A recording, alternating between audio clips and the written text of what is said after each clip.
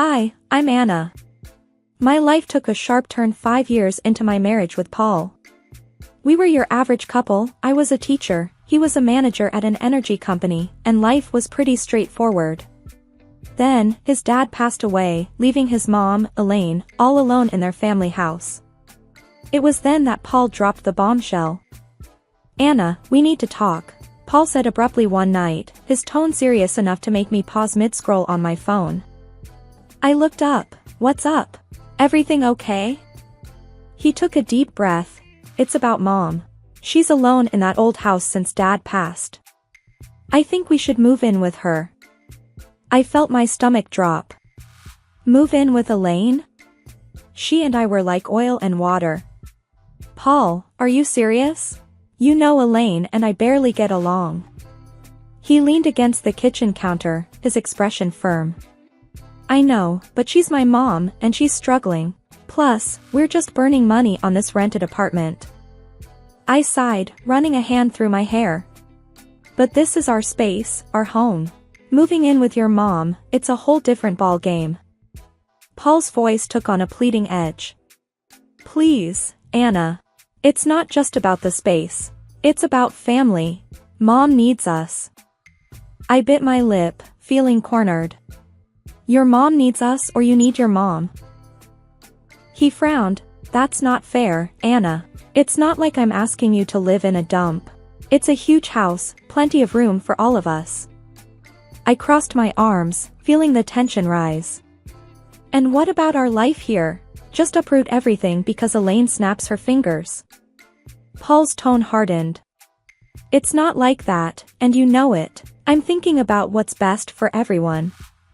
I shot back, "Everyone or just Elaine?" He threw his hands up in frustration. "Damn it, Anna, can't you just try to see the bigger picture here?" I glared at him. "I am looking at the bigger picture, Paul. Our life, our independence, not just playing happy families in that gloomy old house of hers." The argument went in circles, but eventually, I caved. For Paul. For the sake of peace. But deep down, I dreaded every bit of it. Moving day came, and it was as uncomfortable as I imagined. Elaine's house was this imposing, old structure with rooms that echoed and a constant chill in the air. Elaine greeted us with a stiff smile. "Welcome to my home. I expect you to respect my ways." I forced a smile, trying to keep the peace. "Of course, Elaine. We appreciate you letting us stay." But living with Elaine was like living with a hawk. She had a comment for everything. "Don't put the dishes away like that," or, "You're overwatering the plants." It was relentless. One night, after a particularly harsh critique on my cooking, I exploded to Paul in our room. "I can't do a damn thing right for your mother. It's like living with a drill sergeant." Paul rubbed his temples, looking equally frustrated. "Anna, just give it time. She's old and set in her ways." I threw my hands up. "Great, so we just tiptoe around her till the end of time?" He didn't have an answer, and honestly, neither did I. This house, with its constant surveillance and Elaine's scrutinizing eyes, was suffocating. Life in Elaine's house was turning into a daily grind. Just when I thought I could handle it, Paul dropped another bombshell. It was a lazy Sunday afternoon, and I was trying to find some peace in the garden when he came out. "Anna, we need to talk," Paul said, leaning on the garden gate. I looked up, feeling a knot in my stomach. "What now, Paul?" He took a deep breath. "I think you should quit your job and stay home. We're spending a fortune on a nurse and housekeeper for Mom. It makes more sense." I stood up, anger rising. "Quit my job? Paul, I love teaching. It's not just about the money." He ran his hand through his hair, his tone getting edgy. "I know, but think about it. It'll make things easier around here." I shook my head, disbelief washing over me. "So, what? I just become a full-time maid and nurse? That's not the life I want." Paul's voice rose. "It's not about what we want, Anna. It's about what's practical. My mom needs us." I glared at him. "No, your mom needs you. I didn't sign up to be her caretaker. He shot back, well, things change, Anna. We need to adapt. Adapt. That word felt like a slap. I loved my job, my independence. This wasn't adapting, this was sacrificing. You know what, Paul? Fine, I'll do it. But don't expect me to be happy about it. He sighed, a look of relief crossing his face. Thank you, Anna. It means a lot. But it didn't feel like a victory. It felt like I was losing a part of myself. Quitting my job was hard, but the days that followed were harder. I was now a full-time housekeeper, nurse, and cook. Elaine, as always, had her 2 cents to add about everything. Those curtains need a wash, she'd say, or, the soup is too salty. It was endless. One day, I snapped. Elaine was criticizing the way I ironed her clothes, and I couldn't take it anymore. Elaine, can you just stop? I'm doing my best here. She looked taken aback. Well, I'm sorry if I have standards, Anna. I threw the iron down, my voice shaking with frustration. I'm not your servant, Elaine. I'm your son's wife. I'm here trying to help, and all you do is criticize me.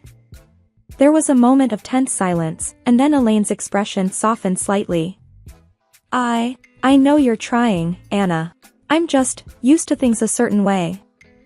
I sighed, feeling the tension drain out of me. I know, Elaine. But I'm not you. I have my way of doing things.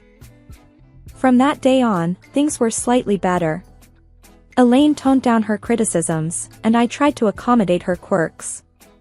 It was a fragile truce, but it was better than the constant battles. As time dragged on in Elaine's house, the atmosphere grew tenser, almost suffocating. Paul's behavior became increasingly distant and elusive. He was always late from work, and when he was home, he might as well have been invisible, holing up in the spare room like it was his sanctuary. One evening, unable to bear the silence and distance anymore, I cornered him in the kitchen. Paul, what's going on with you? You're hardly here, and when you are, it's like you're not even my husband anymore. He avoided eye contact, stirring his coffee absent-mindedly. Work's a nightmare right now, Anna. Just piles of stress. I leaned back against the counter, my arms folded. I get stress, Paul. But this feels like you're shutting me out. You're here, but you're not really here. He exhaled heavily, his gaze still fixed on his coffee. I don't know what you want me to say, Anna. I'm just really tied up with stuff. I wanted to believe him, to understand, but something inside me screamed that there was more to it. Then there was Lucy, Paul's sister, who made it her mission to add to the tension. Each visit from her was a trial. She'd look around the house with a sneer and quip, still stuck in this old dump, huh? I usually bit my tongue, but one day her taunts hit a nerve. Not all of us have the luxury to mooch off others, Lucy. I shot back. She just cackled, her voice grating on my nerves. Oh, look at you, playing the martyr in a haunted house. Pathetic. I clenched my jaw, holding back a barrage of words. Paul, ever the silent bystander, offered no defense. His silence was like another jab, another confirmation of the growing gulf between us. The biggest shift, however, came with Elaine. One day, she called for Lucy, her voice frail and desperate. Lucy, I need help with a bath. I can't manage on my own anymore. Lucy's response was cold and cutting. Help yourself, Mom. I'm not your caretaker. Elaine broke down in tears, and my heart couldn't take it. Despite our rocky history, I couldn't leave her in that state.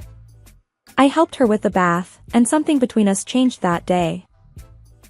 Elaine started to warm up to me, treating me less like an intruder and more like a daughter. It was a welcome change, but it also highlighted how far Paul and I had drifted apart. The house felt colder, emptier, despite Elaine's newfound warmth towards me.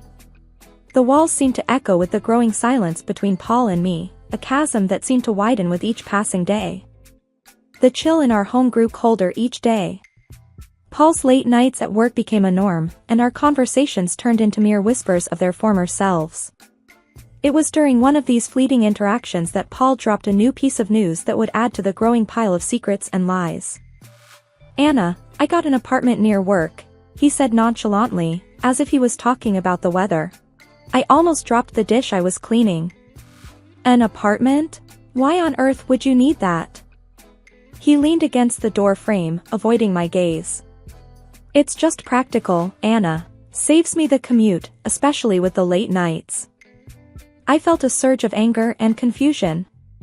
"And you just decided this without talking to me? What are we, roommates now?"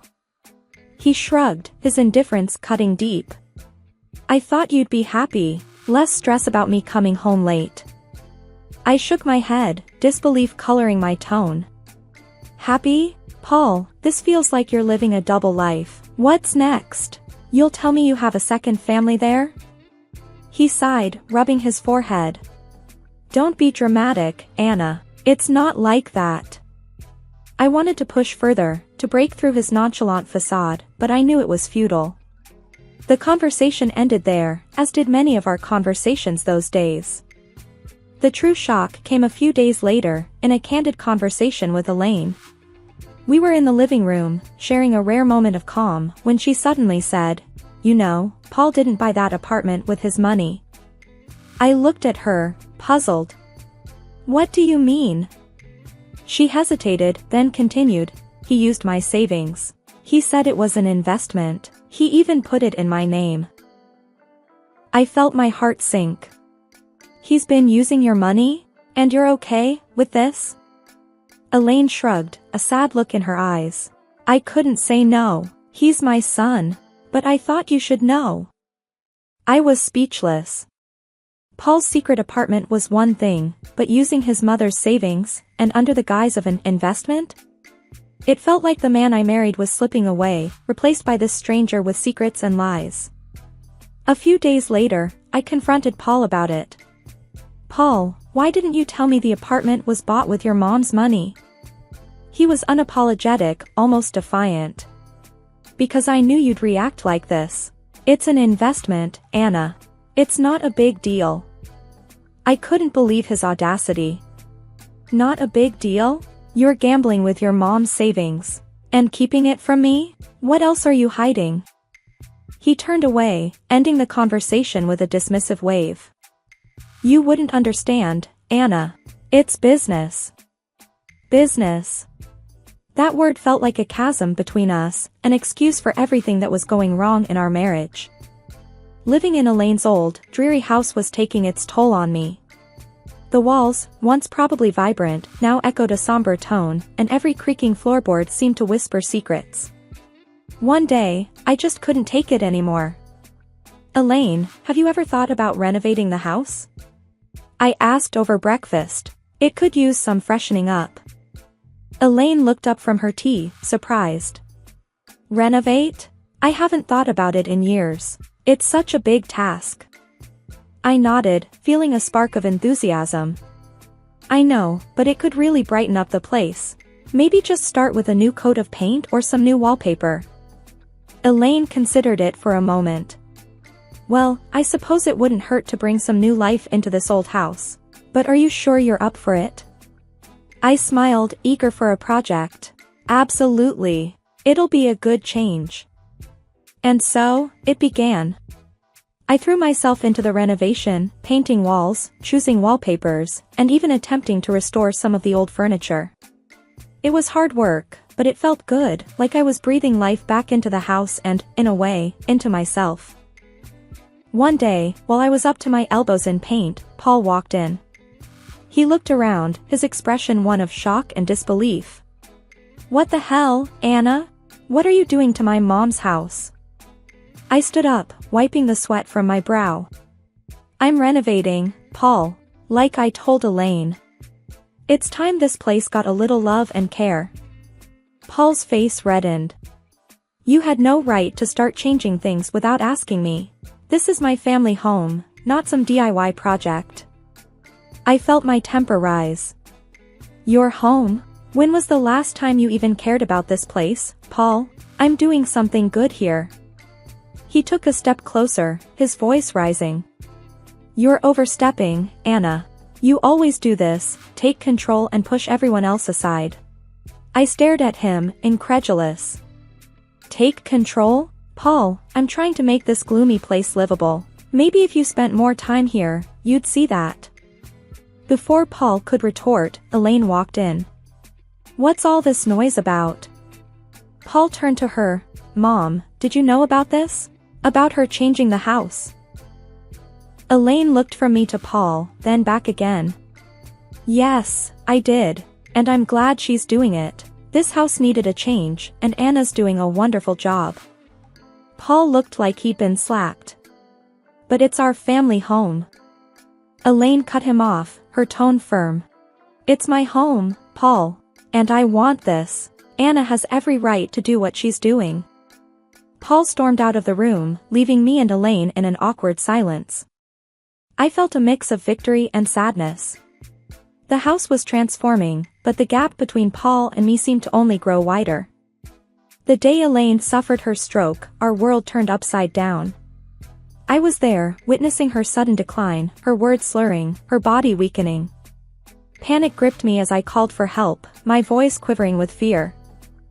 In the hospital, the grim reality set in. Elaine needed constant care. I looked to Paul for support, but he was distant, his eyes void of the son's concern I expected to see. Anna, I can't deal with this. I have enough on my plate, he said, his voice cold. I was stunned. You can't deal with this? Paul, she's your mother. He shrugged, his response cutting like a knife.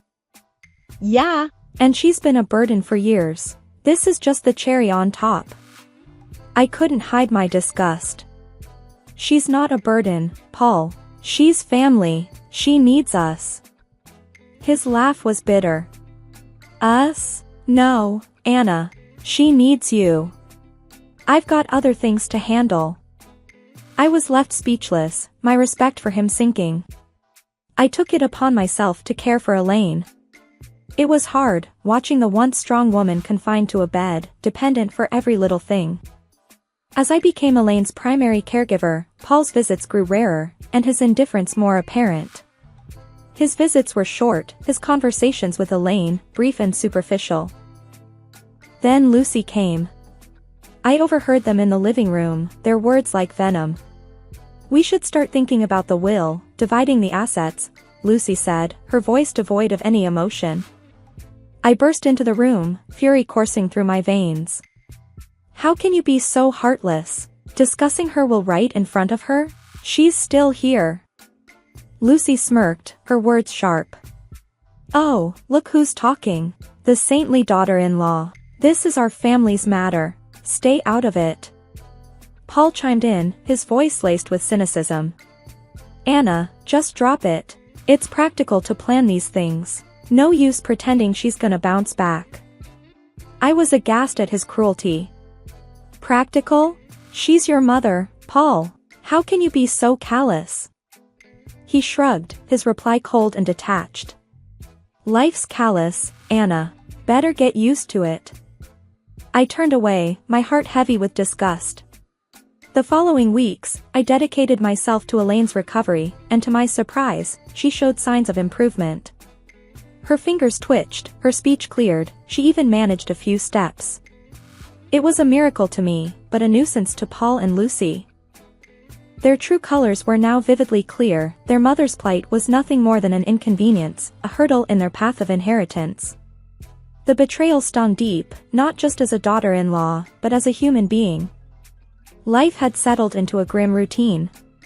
Elaine's health was a constant roller coaster, with small victories overshadowed by the looming fear of the worst. Then, it happened. Another stroke, this time more severe. The call from the hospital felt like a punch to the gut. Elaine didn't make it. The funeral was a somber affair. I stood beside the grave, my heart heavy, watching as people paid their respects. That's when Paul arrived, and with him, a woman I didn't recognize, and two small kids clinging to her hands. Who's she? I whispered to myself, my eyes fixed on the unfamiliar woman. Paul approached, his expression unreadable. Anna, this is Carol, my wife. And these are our kids. I felt like I had been slapped. Your wife? When did this happen? He shrugged, a coldness in his voice. A while ago. It's none of your business, Anna. I was speechless, my mind reeling. How could he? And during all this time with Elaine. Lucy was there too, her usual sneer in place. Finally showing your true colors, Anna? Playing the grieving daughter-in-law? It's a bit late for that. I glared at her, my voice laced with contempt. I was here for Elaine when you both abandoned her. Don't you dare judge me. Paul interjected, let's just get this over with. We have other matters to discuss after. The funeral ended, and the gathering moved to Elaine's house for the will reading. Paul and Lucy were like vultures, eagerly awaiting their share. The lawyer began reading the will, and that's when the bombshell dropped. Everything, the house, the money, all of it, was left to me. Paul's face went from smug to shocked. What the hell? This can't be right. Lucy was fuming. This is bullshit. She was our mother. How could she leave everything to this nobody? I stood there, stunned, not sure how to feel. Happy? Vindicated? It all felt hollow. Paul turned to me, his voice filled with accusation. You manipulated her, didn't you? Turned her against us. I shook my head, disbelief and anger mixing in my voice. I did nothing but care for her, which is more than I can say for you. The lawyer intervened. Elaine was very clear in her will. Lucy was seething. This is not the end. We'll contest this. There's no way we're letting her get away with this. As they left in a huff, I stood there, alone in the house that was now legally mine. The walls that had witnessed so much pain, betrayal, and love. I looked around, feeling the weight of Elaine's last act of kindness, and the burden of a broken family's scorn. The house felt different now, like it was echoing with Elaine's last wishes. I was sitting there, holding the will, still trying to get my head around everything.